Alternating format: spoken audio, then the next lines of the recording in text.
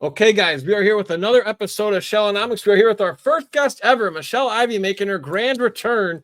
And we're doing a little series here, guys. We're going to be talking Toons, the 1980s cartoon here. Michelle is going to be our super fan historian here to give us a little Shellanomic education on this show. Michelle, thanks for stopping by today. How's it going? Of course, going fantastic. And I always love turtleizing the crowd with awesome turtle facts. So Yes. happy to be here.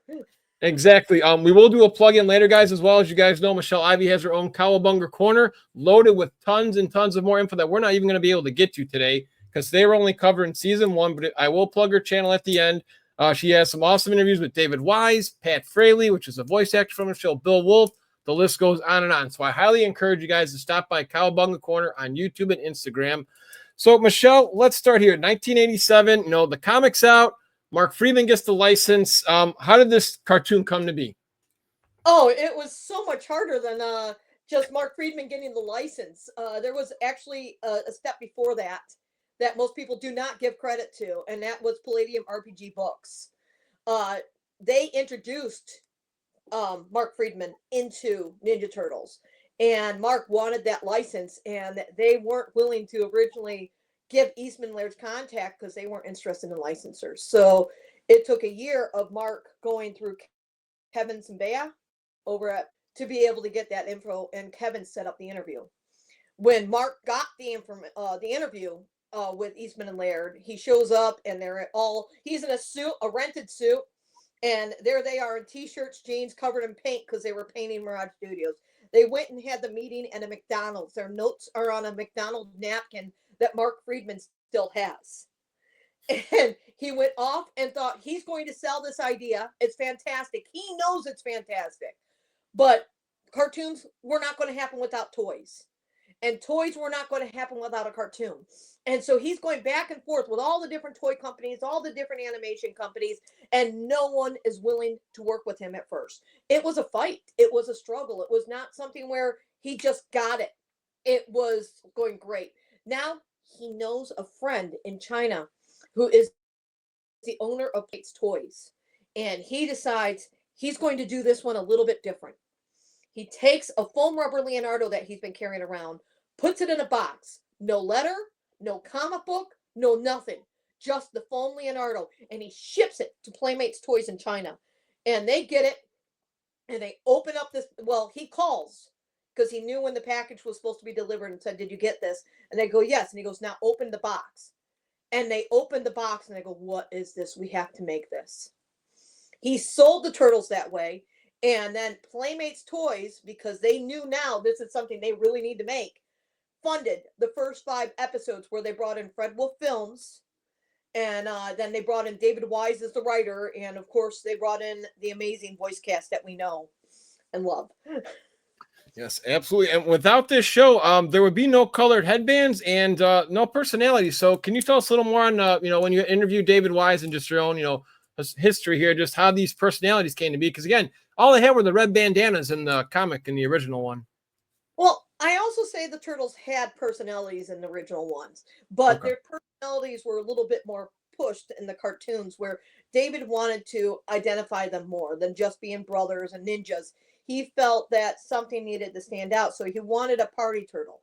And at first, the studios weren't really going with his ideas as he would throw these ideas out. And then he decided to throw in key words into the script and see if the voice actors could pick up on it.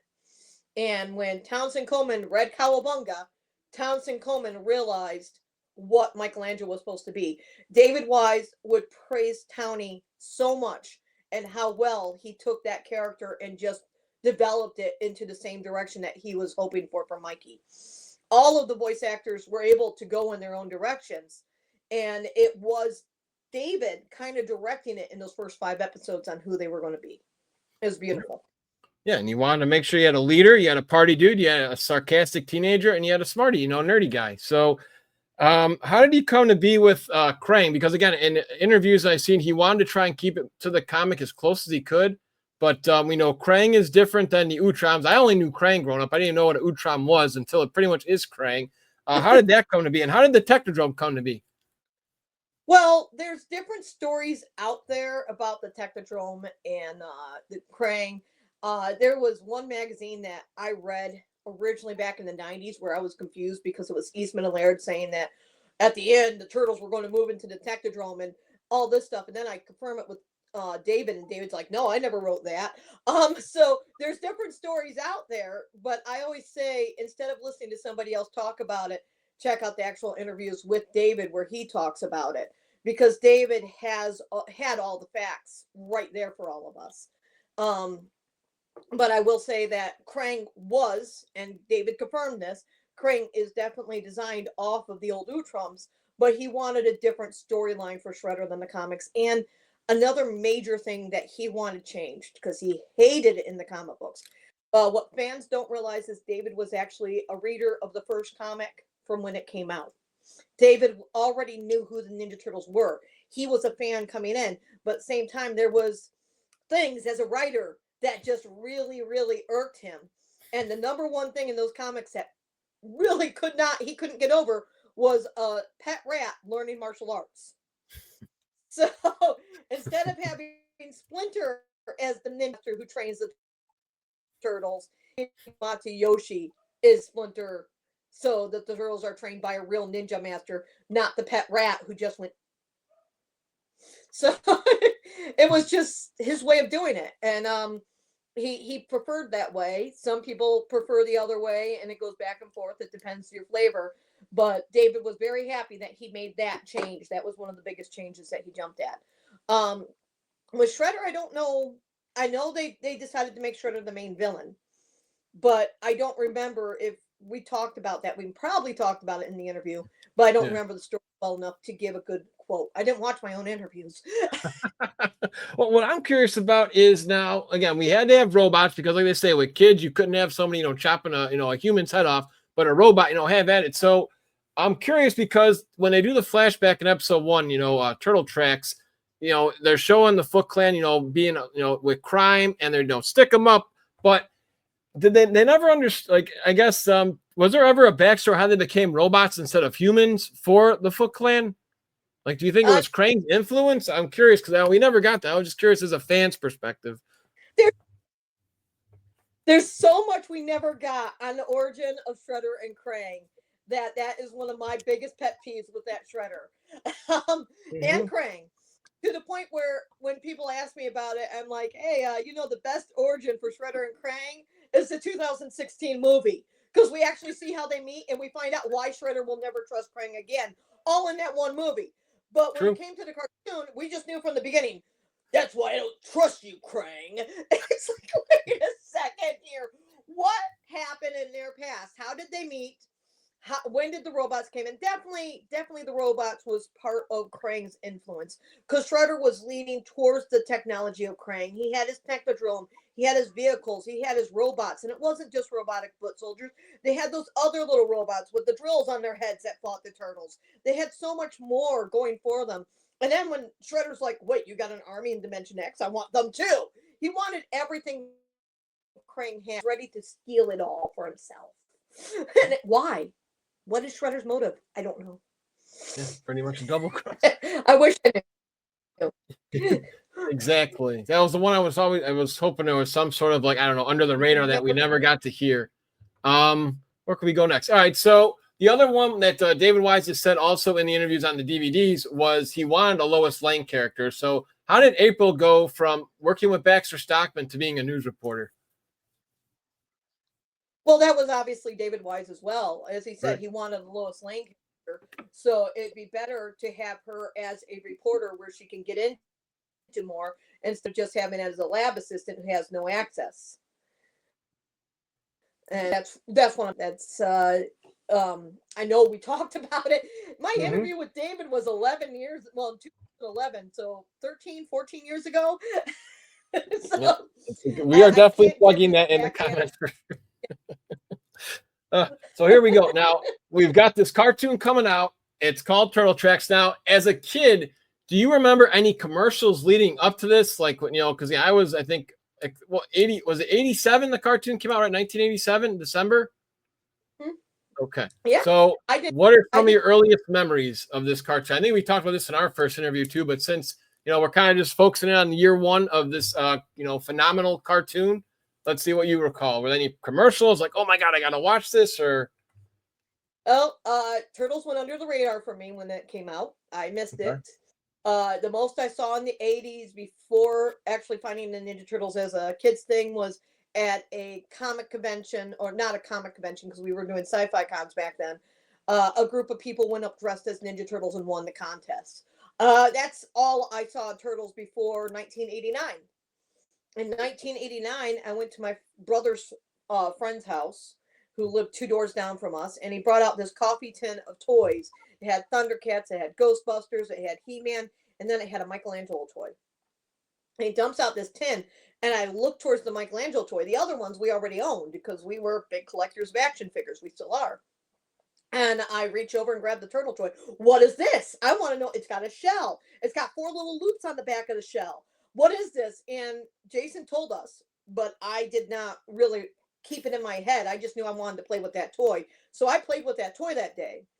And then the following week, I came home from school and I turned on Chip and Dale's Rescue Ranger because that was the normal thing I'd be doing at that time.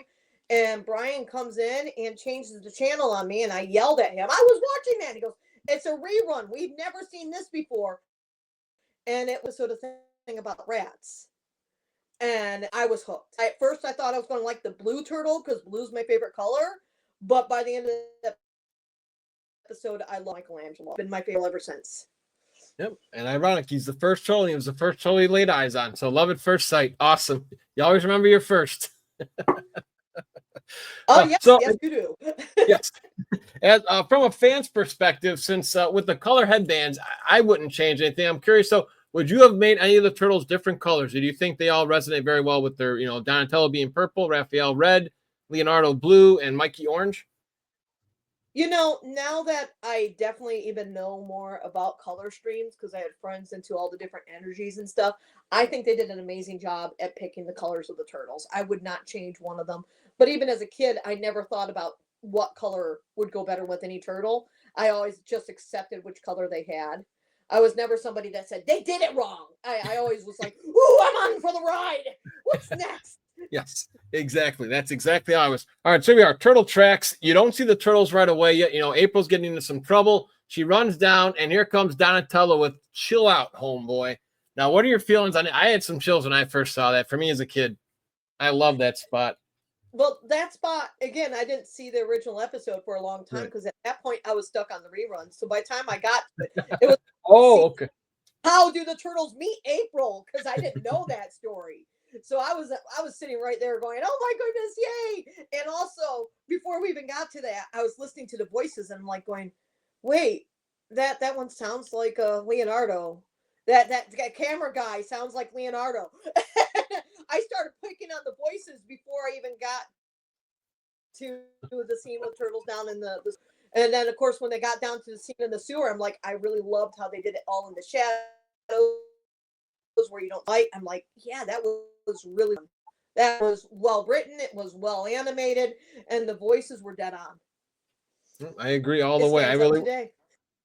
That's exactly what I was going to get to. I think I would say the first movie and there's other things, but the first movie and the first comic have aged very, very well in their 30 plus 40 years of life here. Where are we going to go next here? So we're breaking down this episode a little bit more. Even the comedy still stands out. Now I watched this with my grandma because I'd always bring, tapes of grandma's, the VHS tape. And she was always laughing when the grandma goes, monsters. And she takes out a shotgun. I mean, who does that? It was just so off the wall seeing that in an episode. Yeah, well, in New York, especially back then, I think they thought everyone was always on guard with some sort of weapon. Yeah. Apparently. My first time to New York was not New York City, but my first time, I don't want to be here.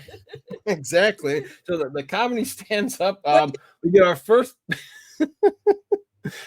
first battle with the Foot Clan, and then it's like what I just always love these 5 episodes because it always gave you a little. It was like giving you breadcrumbs, wanting more. So Splinter actually knows that it's Oroku Saki, and you get that chill. So how did you like the ending of this episode where they have the Foot Clan's pretty much gear at the bottom of the lair, and Splinter knows what's up? Of course he knows because it's got the Foot logo and stuff, and he was Saki's teacher originally. He wasn't just a student a member of the foot, he was a little bit up there, but the Grandmaster took him out. So he would recognize that kind of stuff. And so, yeah, that would be the clue. You know, when you're in the martial arts, you don't even need a clue. That clue is like the obvious, like, okay, yeah, he recognizes the uniform. But the truth about martial arts is it's a fingerprint. You recognize the style. When I was a teenager, I was in the martial arts, and I had a really bad school that I went to originally. I was very disappointed with the school. I ended up quitting. We took a year to search for a different martial arts school, and I finally found one, and I got into that. Well, one time after I'm inside the other martial arts school, a kid picked a fight with me. Well, he picked a fight with my friend, and my friend called me in to help. Okay. They took a big wheel from a toddler, Oof. and this is a bunch of kids more our age. And so I stepped on their property line, and the boy jumps down and comes right at me. And he's got a group of friends up on the porch watching me. And I'm like, I'm here for the big wheel. And he's like, get off my property. I said, get the bike. I'll get off the property. And he goes, no, get off my property. He goes to push me with both hands. And I blocked him. And then I threw a front kick where I landed an inch from his solar plex with my knee still bent, showing that if I went forward, I would have took him to the ground. And then I pulled my leg back. And he goes, oh, you want to be like that, huh? And he steps into a horse race stance with his side towards me and his head turned towards me, both by his side. And I look at him, he throws a back leg roundhouse kick at me, and I block it easily. And I say, hey, is this your sensei? Is this your grandmaster? Is it over there on Woodward? Is your style Tang Sudo? Yeah, how did you know that? How'd you know that? Tell your sensei I say hi. In the meantime, get that big wheel. He went and got the big wheel. It is a fingerprint. So if Splinter just saw the foot fighting style, he would know it would be a Rokosaki. Yeah, I agree. And how did you like this origin of the Turtles with the Mutant? How it caused whoever to touch it to come and form with the latest, character they came in contact with. I think it was interesting. I'm glad they didn't overuse it. One of my problems with the 2012 series was that there was too many mutants. I like that Shredder made a few mutants, and then he just kind of kept it there. We got a few other oddities throughout the series, but it wasn't about let's have 1,000 mutants. It was more about the stories. Yeah, well, I agree. Then we go into the second episode here, and then we get the debut of Bebop and Rocksteady. So, how did these two come to be? Because I know in the fantastic Turtle Power Turtle documentary, they actually have some clips of Eastman and Laird talking, and I can't recall who. I know one of them was saying this is getting a little kind of too hokey pokey for me. So how did they, I think they were okay with Bebop and Rocksteady though, weren't they? Yeah, especially Rocksteady. I mean, the original mold for Rocksteady that was made for the first toy, which ended up not being used, was one of Peter Laird's favorites. It made it a treasury book. So yeah, the Bebop and Rocksteady were kind of accepted by everyone. I'm not sure again on the exact origins of their creations, but I'm glad that they were because they're some of my favorite villains, and my favorite versions of them is the original cartoon and the 2016 movie.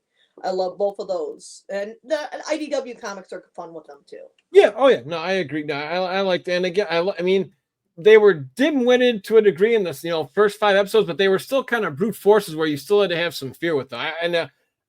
Any reason why Rocksteady lost his helmet? I'm glad a lot of the toys that come out pay homage to that, but he just always looked more like a badass with that army helmet. I don't know why they got rid of that. I don't know. Okay. I don't know. I was just curious how that. I'm like, I don't understand. Bebop never lost his piercings. He always looked fine with his, shades. But for some reason, that always caught me off guard. And then, how'd you like Baxter Stockman here as we go into episode 3 with his Mousers? So, well, one, that was my first episode, and two, Baxter Stockman human version was one of my favorite villains inside the entire series.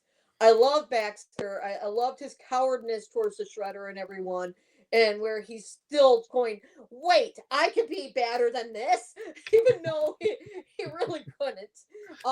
He had this determination that I just adored, and at the same time, he goes, yes, Master Shredder, whatever you want, Master Shredder. I want to get the back, Master Shredder. Yes, yeah. You're insane. You're cuckoo. I love you. And my biggest pet peeve as a kid was no human Baxter figure toy. I hated that. So one of my favorite NECA toys that has come out is we finally got him.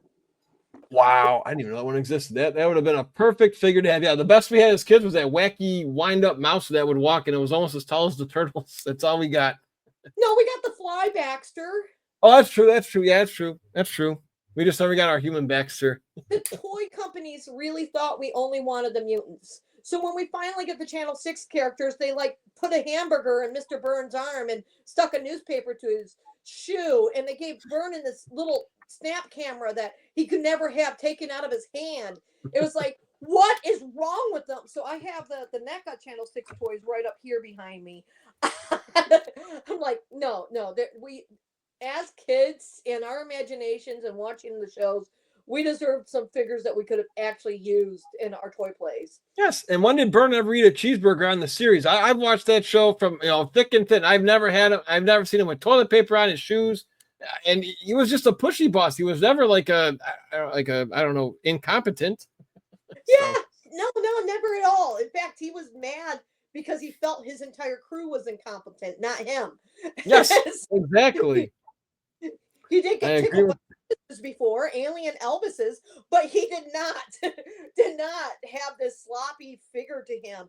He was a boss. You know, he didn't have his shirt out of his pants. He didn't look sloppy at all. So when the toy came out, I stared at it like, I can't even use this. So instead, I used my Ghostbuster figures. Ray Stantz was Burns Thompson. Vernon was Peter Vickman. And Irma was Janine. It just made sense. Yep, I love it. It makes a lot more sense in the toys. Yeah, we just did an episode with Josh Melker, and he said the same thing, just about how even Irma had a little bit of a weird toy production. It was not like the way she should have came out. I don't know why they did it that way, but it is what it is. So we go to episode 4 here, and the funny thing about this one is, for those who grew up with this, was the VHS tape was called Hot Rodding Teenagers, but it comes out first, and it goes out of order. Who's the doggy? Oh, it's little Jade. Have you ever seen the her costume as Raphael? No, I haven't. Okay, when this interview is over, I will gladly send you that to your Instagram. She won a Halloween contest when she was a puppet. It's a really cool Raphael. It has like daggers by her paws, so it looks like she was actually walking with size. It's one of the coolest. So I appreciate that. That is good old Jade, named after the Mortal Kombat character. Who doesn't love a good old Jade? Thank you for that. Yeah, she's chilling. Okay, she's good over there. All right, very nice, very nice. Yeah, exactly. So we're going to episode 4, and real quick, how awesome! Yeah, Pat Fraley's interview, his dog being in the interview, and his bird. Really? So, oh wow! You'll see the bird is in the background, and the dog is on my lap. Oh my god, that is awesome. It's always good to have animals around. I say they are definitely man and woman's best friend. Unconditional love goes a long way. So episode 4, I'm sorry, I keep distracting. I love it. That's fine by me. I love the energy here. So, like we were saying, on the tape, it went out of order, which I don't know why. Maybe because Hot Rodding Teenagers sounded better on the, you know what I mean? I don't know why, but I don't think you would know either. But again, the anime of this is why I really think this holds up better than the later seasons they progress, because the action in all these first 5 is outstanding. You see a lot of weapon usage. Even, I mean, we'll backtrack for a second, and the Enter Shredder, even where they fight the robots, they're using throwing stars. Michelangelo in your episode 3, uses the Manriki Gasari. I hope that's the right weapon term when he uses that. You know, you're no match for Michelangelo, match for the Manriki Gasari. Am I saying that right? Maybe. Okay. Don't ask me for pronunciations. No. Okay, gotcha. Yes, we go to episode 4. We get to,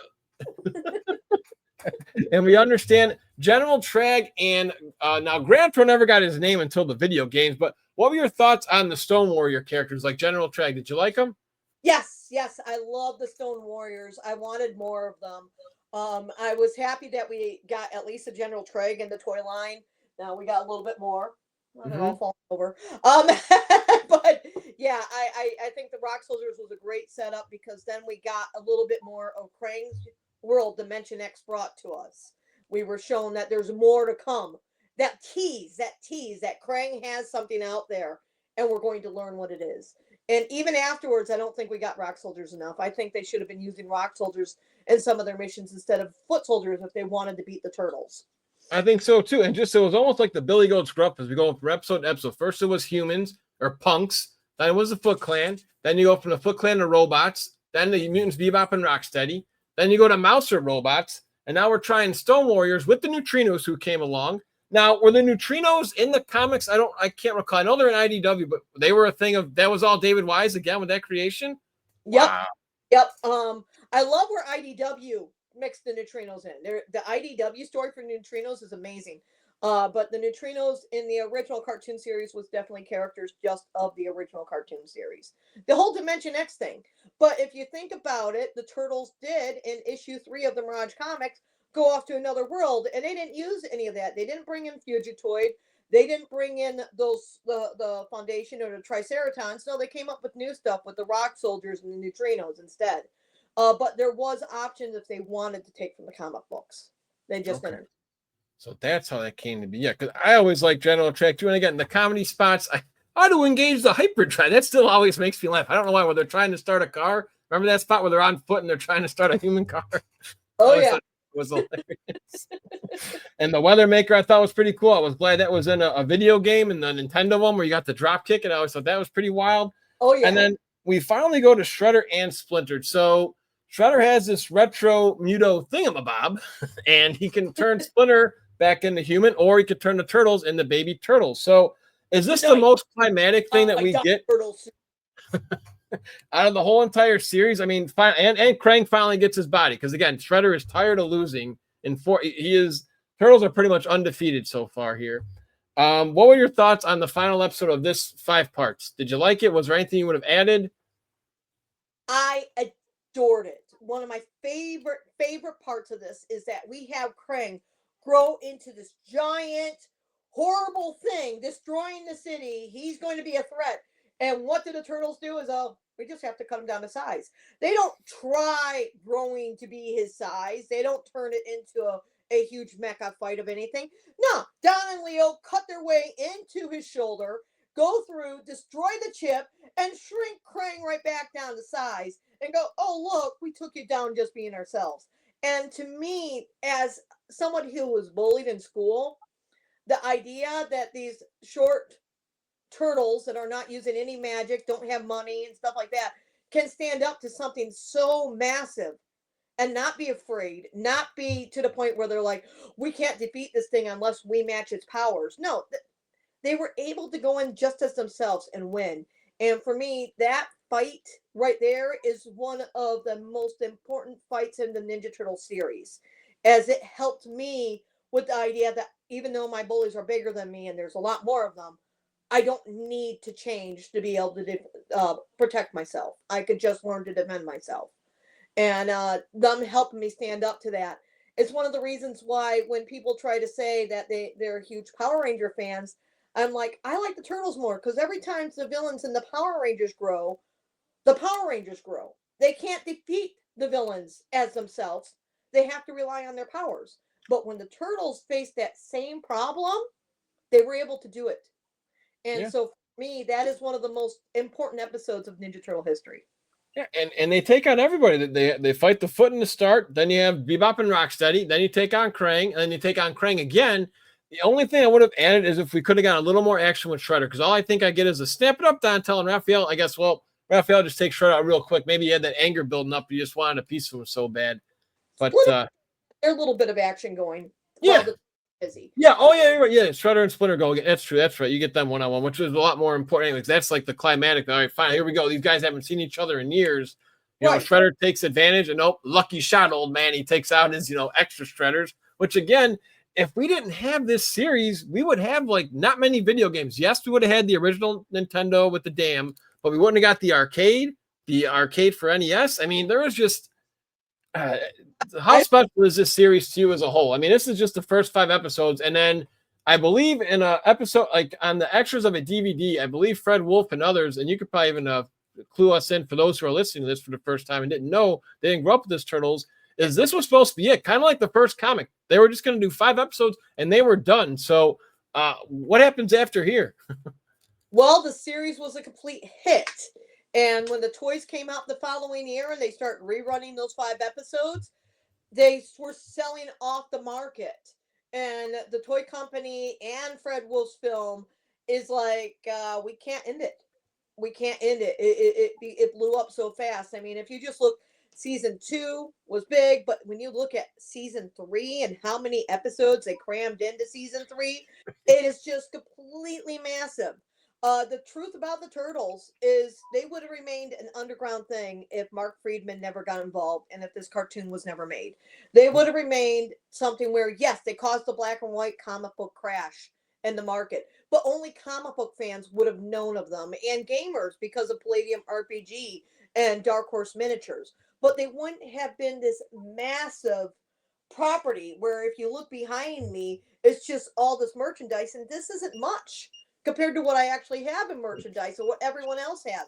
And people think, oh, you have it all. And I'm like, no, I do not have it all. What I have is basically what I've been able to get my hands on. But I go to fellow fans' houses. There's this guy, Toka, in Colorado Springs, and his collection, I have to stop and stare when I'm walking through. And he has a lot of stuff I don't own. And instead of going, oh my God, I wish I have it, I go, this looks amazing how you have it set up in your collection. Tell me the story behind it. Where did you get it? Who made it? What era was this made for? And it's so fun to go through the history of Ninja Turtles just through the products. But it never would have happened without this show, without that 5 episodes, without the toy line, without Mark Friedman. It would have stayed an underground series. Some people wish it did. I'm glad it didn't because we still have the underground series that people can enjoy, but now we have so much more that can help people in different ways.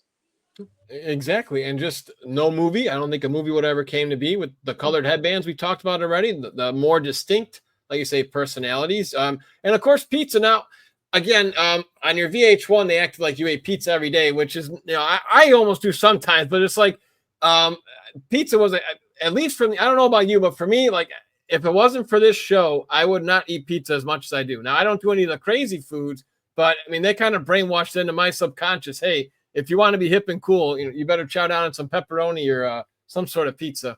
Now, when my mom was a kid, she had a scheduled meal for us every day of the week. So we Okay. knew we're going to be having chicken tonight. We're going to be having pork tonight. We're going to be having this. But Thursdays was my dad's payday. And for Thursday night, we would have pizza. So I ate pizza once a week as a child. But when I got older, I slowed down even from having it that much. So when VH1 asked me how much do I have pizza, I'm like, maybe 3 to 4 times a month. And I answered that question 3 times for them. And it never answered how they wanted it because they couldn't edit it to make it sound like I ate it more. So instead of having me say how much I eat pizza, they had Fred Willard with his line. She lives on a steady diet of pizza every day. It's a lie. Anything I would say Wow. is a lie. I laugh about it. I love Yeah. pizza. Really, the most I have pizza is when I'm on a road trip at a convention with friends. And what is the cheapest way to feed a group of turtle fans? We go for pizza. Yeah. And most of us can like share pizzas. Mm-hmm. My favorites is normally I am a pineapple fan. I don't know where this no pineapple pizza thing came from. I didn't see that till the internet, but I grew up in the 80s eating Hawaiian over at Chuck E. Cheese. So I'm sorry. I love my Hawaiian pizza.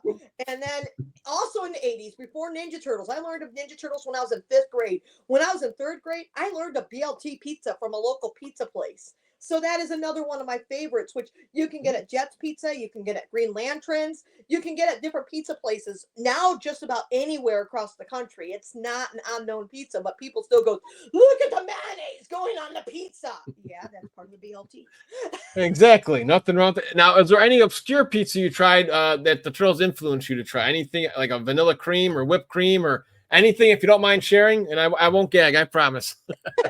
Back in 1998, I did this fan gathering down in Indiana with a couple of the people who was part of the original TMNT mailing list. So there was a girl who went by the nick Horse Turtle. We had a Leonardo. I was Donatello of the group, and then we had one who went by Donatello. And we got pizza, and we decided to just turtle it up. So we got chocolate syrup, we got marshmallows, we had candy bars, and we just covered this pizzas with sweets. And I think that is the most I ever did of weird pizzas, but one I've actually tried that I can say was inspired by turtles because I could say exactly where I first saw it 1991, they did a special on Showtime, and most people know the big part of the special, the behind the shells, because it came out later as a VHS, an edited version of what was on Showtime. But before that, there was a premiere party for Turtles 2: The Secret Ooze out in California, and they were showing everything going on there. They had Vanilla Ice perform, they had Yaka Kate perform, they had the celebrities walking around at this party. I wish I went. Instead, I was watching it on Showtime, and I recorded this, so I actually have the recording of what we saw. And one of the areas that it goes past is the pizza that they're serving to the people, and they had peanut butter and jelly pizza. And I'm thinking that's got to be one of the grossest things I've ever heard of being on a pizza. I don't know if I could ever do that. But a TV show, first VH1 got me, and so they got my BLT pizza because I grew up with that. I'm like, yeah, I can eat that. But then Fanatical gets a hold of me, which is a show from Canada. And if anyone hasn't seen it, it's on YouTube. Watch it. It covers my story and another turtle fan, Gina. RIP. I miss you, Gina. Gina is a wonderful friend of mine online. She went by the Nick Bus Lady. And I've known her since the early 2000s. And it's hard that we lost her to a stroke back in 2018. But her story's covered and my story's covered, and it is on YouTube. It's a 4-parter. It's the best video special I've been on, and it did not air here in the US. Okay. But they come to me and they go, we want you to eat a weird pizza. And I go, BLT? And I go, didn't you do that on another show? Yes. Isn't there any turtle-inspired pizza you haven't tried yet? Yes. So I did the peanut butter and jelly pizza, and I have to say, I was surprised. I've maybe done it 3 times now. It actually tastes okay. It's good. It's not going to ever be on my favorites list, but it's not nearly as bad as I was afraid it was going to be. No, it sounds it's better than the clam sauce one they have in a later year. So I won't go for that. I honestly am such a picky eater that most of the stuff the turtles eat on the show, like I won't do anchovies. I don't even like black olives. So and most of those weird pizzas, I see people doing those videos, and I'm like, no. Oh, I'll let the nostalgia critic and them do those weird videos. yeah, I'll stick with some sweet stuff. I like sweets, but even that. exactly. Now, toy wise and video game, so did you ever have the Technodrome or any of those cool play sets growing up? Yes. Oh, what did I still have mine today. I mean, how awesome was it just to play with that? I mean, they did such a good job, Playmates Toys, with just feeling like you were, able to use your imagination with that episode, with the eyeball that would just roll down. I mean, just unbelievable, right? Just how cool these were. Toys was amazing. And for my first Christmas as a fan, I got every toy that was on the market in December of 1989 for Ninja Turtles, besides for 2 action figures, which I found in January. The 2 that my mom could not find me was the Rat King and Baxter Stockman. Ooh. All the rest I got, including the Turtle Van and the original layer. And then I believe it was Easter 1990 that got my brother and I both the Technodrome. So I was getting the stuff as it was coming out. I kept up almost with all the toys as they were coming out from the 90s. Yeah. And I wasn't into, even though I got them, I always went searching for them. The sports turtle was the only area where I wasn't like going, I need baseball Raphael. I need basketball Donatello. I never was a sports fan. So right. Got those toys and they're out of package and I had them, but I never knew what to do with them for play wise. Cause I'm like, no, I don't have the turtles go out playing sports. Yeah. But I love the Universal Monster Turtles because I grew up in a house where we did horror and stuff. But okay. My favorite playset is the layer playset, which if you look, there's one in package right behind me. And I have it's inside my collection. That's my in package one. It stays on display in the room almost all the time. I adore that playset. I think that was such a brilliant idea. What would have made it better was they made those green tunnels that connected to the side of it. If they made other play sets that you could connect those tunnels and make it so they could have connected and made different play sets that you could have connect for the sewers, I would have loved that. I also think we should have got a Channel 6. The Ghostbusters headquarters became my Channel 6. I had 2 of those. So I had one for my Ghostbusters set, and then I had one for my Ninja Turtle set that was Channel 6. That would have been actually a real good idea. I didn't even think of it. Just like a Channel 6 one, like a skyscraper kind of like building, and then just give you some claws to climb like they used to do that back in the couple episodes. That actually would have been a really, really cool idea. Another just a random question, just because I got you for a little while longer now. You were big like me coming out of their shells, and since we talked about the toys, now we got our NECA toys, but did you ever use the punk rocker Don and those guys to sing coming out of their shells just when you were hanging out by yourself as a kid? Because that's all we got for our music toys. We didn't get the true NECA ones until a couple years ago. I've always like posed those the rock and roll turtles Yeah, with there the you go. There you go. stuff, but I've never pictured them to the coming out of the shells tour music because they didn't look like those turtles at all to me. Instead, I was out there dancing and singing in my turtle costume to it. There you go. Cowabunga! I'm the one they call Michelangelo. Let me kick my steward, just say so. Born like a pet, just like the rest of them. I grew up wild, partying with the best of them. Living loose, living large with my humor. Now I'm in charge. It's not that I'm grass, it's not that I'm rude. It's just I'm a naturally humorous dude. To the volume, big, let's pump it. I see the Foot Clan, man, I thump it. Cowabunga is my favorite word. I use it all the time, or haven't you heard? I'm out of control, wild and crazy, hazy, maybe a little bit lazy. Very well. Bravo. You got that down to a T. I love and I love the tour. And I think a lot of people miss the point of the tour. So the tour is attacked so much by the fandom, but there was so much more to the Coming Out of the Shells tour than you could see just by watching the video. Going to it, I saw it live, the full entire show before it was edited at the Masonic Temple in Detroit. Then I saw the edited version 4 times, and then I saw the Getting Down to Your Town tour 4 times, and I'm still hooked. I'm still hooked. I love the NECA toys. I think it's great. We finally got turtles with moving mouths. Yes, that too. So I think there's so much more that could have been done with that area, because for me, one of the areas that I used the tour turtles, especially We Wish You Turtles Christmas and Turtle Tunes, was I was a babysitter back in the 90s. I had a couple different groups of kids that I'd end up babysitting. One was really, really big into both Barney and Power Rangers. He didn't know turtles when I got in the door. I fixed that. So, how do you fix a kid who's into Barney into Ninja Turtles? I know. Here you go. This is Turtle Tunes. Leonardo had a rowboat. This is making me sick. Let's hope he stays afloat and that he won't get seasick. Oh, yeah. Then introduced him to the Coming Out of the Shells tour. I had to play that for him every single day. And what did that do? Made it so I didn't have to watch Power Rangers. So I helped turn this kid into a complete turtle fan through the tour turtles, because he was only 3-4 years old at the time when I did this. And then I was able to start getting him into the cartoon show, and I'd be able to bring him over my toys and play toys with him. And he was my next door neighbor, so I could bring over any of my toys I wanted to be able to hang out with him. And that was one of the best kids I ever babysat. The girls across the street babysat them. Boom. The music turtles got them more than the fighting turtles did. So there was more to the tour turtles and being able to bring people into the fandom than people give it credit. So that is probably the most trickery, true false question anybody could ever ask for trivia. Can you convert somebody to Ninja Turtles by Turtle Tunes? And everybody will guess false, but you heard it here on Shellanomics. It is actually true.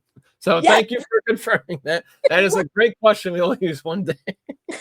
Oh my God. So we're slowly starting to bring us in for a landing. How about the video games, just regarding the cartoon, the arcade game and Turtles 2 for Nintendo? Did you ever get to beat those games, or have you replayed them since the Cowabunga collection? Oh, well, yeah. Well, I got the Cowabunga collection, but I prefer like playing on the normal systems when I'm playing the old games. Cowabunga collection has this weird frame around it instead of just giving it full screen to play the game. It feels weird playing it on the Switch.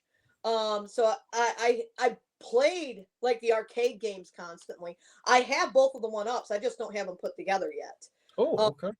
But I have like recently, trying to think where I was. Somebody had the arcade game, and we played all the way through to the end. And I was just ecstatic that we had a group of people playing every turtle. Oh, we were at a place called Marvin's. And Marvin's Mechanical Museum, it's a place here in Michigan that's been around my entire life, and I've been going to since I was a little kid. And they have arcades, they have pin machines, they have old little mechanical machines from the 1800s and old circus posters. This place started off as a part of a museum called a mall called Tally Hall, where the machines were spaced through the mall. The mall got taken down, so they took a corner of it and kept it. and turn that into the museum. And I went to the mall before it was turned into the museum. Then I went to the museum my entire life, and they just closed that building earlier this year. And I got video of me playing the game for the last time at that building. And they're reopening in about a month or two at a new location. God, what a phenomenal experience to play that arcade game with 4 people, and you have multiple shredders just annihilating the whole screen, taking it all. 5 or 6 shredders are out there at once because of the retro mutagen way, or how he's cloning himself in the game, which I always thought was great. With a kid wearing a Raphael shirt, and I don't know any of the other people playing the game with me. We just met there. And this kid was just saying what's going to happen next. He was so obsessed with this game that as we were playing it, he's like, get ready. We're going to have this. We're going to have that. I was so ecstatic just to be next to this kid.